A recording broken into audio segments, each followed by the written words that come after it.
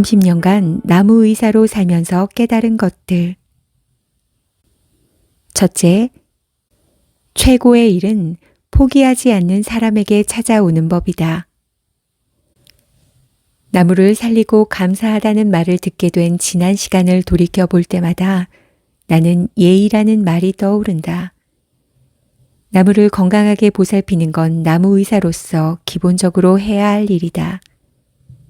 하지만 그 일을 잘하기 위해 어느 만큼의 시간을 투여하고 어느 정도의 정성을 기울여야 할지는 아무도 모른다.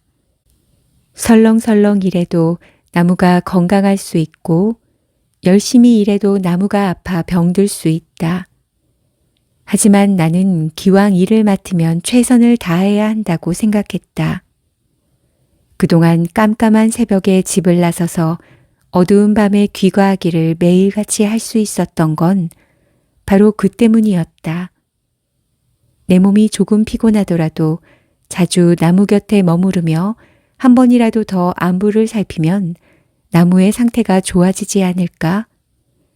다행히 나무들은 잘 자라주었다. 물론 그 사이 나무가 병들어 죽었다면 나는 아마 일자리를 잃게 되었을 것이다. 아무리 지극정성으로 최선을 다해도 결과가 다 좋을 수 없다는 것을 알고 있기 때문이다. 그러므로 그때 나는 운이 좋았던 것이다. 운이 좋아 다행히 나무들이 잘 자랐던 것이다. 만약 운이 나빴다면 내가 아무리 애를 쓴다 한들 어떤 이유로든 나무가 시들었을 것이다. 큰 자연재해가 일어나지 않은 것도 천만다행이다. 그럼에도 불구하고 내가 지금 할 수 있는 것은 결국 매 순간 최선을 다하는 것뿐이지 않을까? 살다 보면 뜻하지 않게 기회가 찾아온다.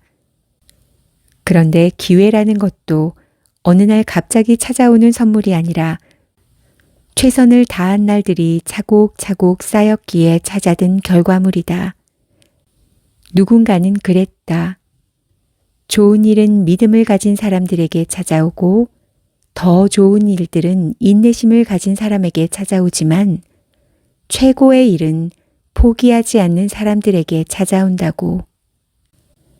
그것이 바로 내가 지금도 아픈 나무들을 포기하지 않는 이유, 그리고 내게 주어진 오늘 하루에 최선을 다하는 이유다.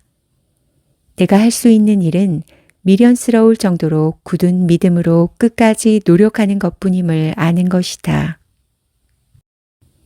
둘째, 일을 한다는 건 삶의 양식을 얻는 것이다. 20대의 나에게 일은 곧 돈이었다. 굶지 않기 위해 돈이 필요했고 돈을 벌려면 일을 해야만 했다. 하지만 그때는 일이 즐겁지 않았다. 그래서 생계유지가 일을 하는 궁극의 이유가 될 수 없음을 깨달았다. 그리고 나무의사가 되어 아픈 나무들을 돌보는 시간이 쌓이면서 어느 순간 알게 되었다. 일을 한다는 것은 돈을 버는 것을 넘어 스스로에게 부끄럽지 않은 자부심을 갖는 것이고 내가 살고 싶은 모습을 실현해 나가면서 충족감을 얻는 과정이었다. 세상의 풍파에 휩쓸리다 문득 정신을 차리고 보면 해도 해도 벗어날 수 없는 굴레에 갇힌 느낌이 들면서 이렇게 열심히 사는 게 무슨 의미가 있을까 하는 의문이 든다. 이런 의문을 갖는다는 건 인생에서 무언가 갈증을 느끼고 있다는 증거다. 사람마다 중요하게 여기는 가치는 제각각이겠지만 그 중심에 있는 것은 스스로 느끼는 존재 가치가 아닐까? 나라는 존재가 꼭 필요한 존재인지 확인하고 싶은 마음은 인간이라면 누구나 가지는 본성일 것이다. 그래서 나는 인생에서 일이 갖는 의미가 매우 중요하다고 생각한다. 내가 하고 있는 일을 통해 존재 가치를 발견할 수 없으면 그 삶은 늘 허기질 수밖에 없다. 즉, 일을 한다는 건 돈을 버는 행위를 넘어 삶의 양식을 얻는 것이다. 처음 내가 나무를 치료하는 일을 시작했을 때 가장 많이 들었던 소리가 바보 같다는 말이다. 돈이 안 되는 일을 왜 그렇게 열심히 하느냐며 비아냥대는 사람도 여럿 있었다. 하지만 그때 나는 생각했다. 내가 하는 일이 곧 나 자신을 말해주며 내가 그 일을 어떻게 하고 있는지가 내 인생을 대변해 준다고. 그런 마음으로 살다 보니 비록 남의 눈에 바보처럼 보였을지언정 늘 마음은 풍족했다. 일이라는 건 누가 알아준다고 혹은 누가 무시한다고 그 가치가 달라지지 않는다. 무슨 일을 하든 그 일을 통해 존재 가치와 의미를 찾는 것은 전적으로 자신에게 달려 있다. 그러고 보면 나는 나무로 인해 꽤나 풍족한 삶을 살았다. 밥그릇은 조금 덜 채웠을지언정 마음은 내 존재 가치를 확인하는 기쁨으로 가득했다. 아픈 나무들을 돌보며 살겠다고 했지만 진정 나무를 위해 한 일이 무엇인지 돌아보게 된다. 내 만족과 내 존재 가치를 확인하는 것에만 급급해 놓친 것은 없는지 반성하게 되는 것이다. 셋째, 오늘 하루가 어떤 하루일지는 나에게 달려 있다. 옛 사람들은 오래된 고목이 매해 꽃을 피는 것을 두고 제자리에서 한결같이 살아가는 나무의 품성을 칭송했다. 어떤 어려움에도 변함없이 제 모습을 지킨다는 이유로 나무를 동경의 대상으로 삼아왔다. 하지만 나는 변함없다거나 한결같다는 말이 조금 불편하다. 천년을 하루처럼 변함없이 제 모습을 지킨다고 하지만 엄밀히 말해 지금 우리가 보고 있는 나무는 1년 전에 본 그 나무가 아니다. 생명을 이루는 가장 기본 단위를 세포라고 했을 때 나무를 이루는 세포 중 1년 이상 된 것은 극히 적기 때문이다.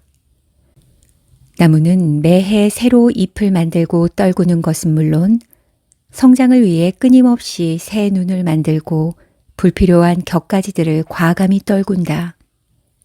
변하지 않는 듯 보이지만 어제와 다른 모습으로 변신을 거듭하며 살아간다. 매년 나무는 다시 태어나는 것이다. 그래서 같은 나무라 하더라도 자세히 관찰해 보면 잎의 형태와 크기, 수피의 색깔과 질감, 가지의 모양새 등 모든 형질에서 차이를 보인다. 똑같은 나무지만 산 위로 오를수록 키가 점점 작아지는 연속적인 변이를 보이기도 하고 담쟁이 덩굴의 경우 땅을 기어갈 때는 곁잎의 형태를 보이다가 담을 붙어 올라갈 때는 혼잎의 형태를 보인다. 환경에 따라 잎이 커지거나 작아지는 건 기본이고 심지어 잎 모양 자체가 바뀌기도 한다. 한번 뿌리를 내리면 나무는 천재지변이 없는 한 아주 오랜 시간을 그 자리에서 살아간다. 그 모습이 마치 고집스럽게 제 모습을 고수하려는 듯 보이기도 하겠지만 나무는 오히려 변화를 추구하는 속성을 가지고 있기에 끝내 살아남을 수 있다. 때에 따라서는 스스로 제 가지를 내치는 고통을 감수한다. 어제와 다른 모습으로 오늘을 살아가는 나무들 곁에 머물다 보니 나도 나무를 닮아가는 것일까? 나 또한 많은 변화를 거쳐왔다. 나무 의사로 살겠다고 마음먹은 후 부족한 지식을 채우기 위해 끊임없이 책을 읽었고 여러 현상을 사진으로 기록했다. 더 많은 사람에게 나무와 함께하는 생태적 삶을 전하고 싶은 마음에 없는 말주변이지만 강연을 시작했고 부족한 글솜씨지만 용기를 내 몇 권의 책을 쓰기도 했다. 나무 의사로 충실한 삶을 살기 위해 애써온 시간이 결과적으로 내 삶에 크고 작은 변화를 가져왔고 그로 인해 인생이 풍요로워졌다. 또한 삶의 목적이란 결국 부단한 변화의 과정을 통해 나다움을 찾아가는 것임을 깨닫게 되었다. 사람은 누구나 어제보다 나은 오늘, 달라질 내일을 꿈꾼다. 하지만 마음만으로 달라지는 것은 아무것도 없다. 그렇다고 거창한 변화가 따라야 하는 것은 아니다. 작은 변화를 시도하는 오늘이 쌓여 어느 순간 달라지는 내일을 맞이하게 된다. 그렇게 본다면 결국 모든 것은 지금보다 조금은 더 나은 내일을 맞이하겠다는 작은 결심에서 비롯되는 게 아닐까? 자리를 탓하지 않고 주어진 환경 안에서 부단히 변모를 꾀하며 수백 년 살아가는 나무처럼 말이다. 날마다 하루는 반가운 초대. 아침이 밝아오면 새로운 삶이 당신을 기다린다. 눈부시고 다채로운 삶이. 낡은 하루가 가고 새 하루가 찾아왔다. 오늘 하루가 어떤 하루일지는 당신에게 달려있다. 가슴 짓누르는 부담으로 혹은 설레는 약속처럼 느낄 수도 있다. 나를 위한 날이 밝았다며 기뻐할 수도 있고 씻지도 않은 채 기운 없이 무덤덤할 수도 있다. 오늘의 삶을 스스로 선택해 본다. 안젤름 그린 신부가 쓴 하루를 살아도 행복하게의 한 구절이다. 과거는 아무리 후회해봐야 바뀔 수 없고 내일은 어떤 일이 벌어질지 아무도 모른다. 하지만 나는 믿는다. 안젤름 그린 신부의 말처럼 오늘 하루가 어떤 하루일지는 내게 달려있다는 것을. 그래서 나는 결심한다. 적어도 오늘은 후회 없이 살아보겠노라고.